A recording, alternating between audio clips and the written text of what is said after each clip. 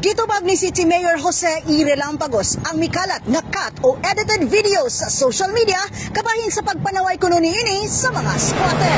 Migula ang usa ka interview ni Mayor Joe diin siya na ingnan og arogante og mitamay sa isig kaingon sa pagbabag niini nga mamuyo sa pribadong luna ang pipila ka squatter nga nailhang dili taga Panabo. Gihagit ni Mayor Joe ang maong uploader o ang mga tao likod niini sa iyahang mga istorya nga matud pa sa mayor nga dili magbuhat og mga makadaot kaniya tungod lang kay dool na ang piniliay. May hapon sa katawhan sa Panabo, no? Actually, katong issue lang sa kuha regarding ato ang panghitabo sa Upper Likanan.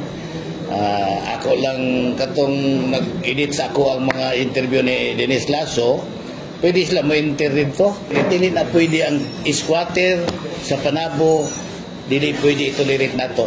Kaya mo may makahatag og pohisyo sa mga titulado nga yuta.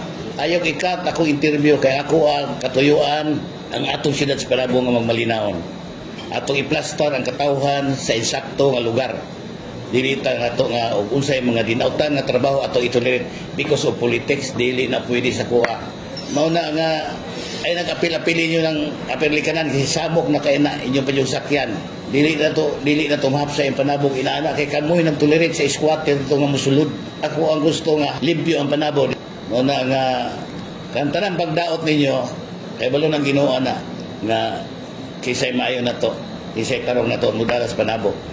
Muna nga, mga katawhan, kamo na isabot sa akong mga istorya. Kung sa pa may issue nila, andam ya pong kung kuan na magpakuan, no?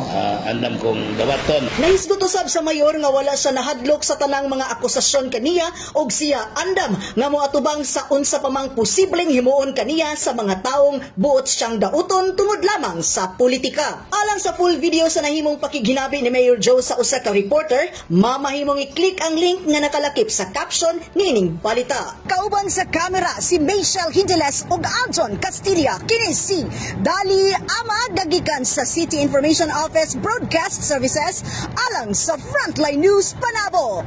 Importante, informed.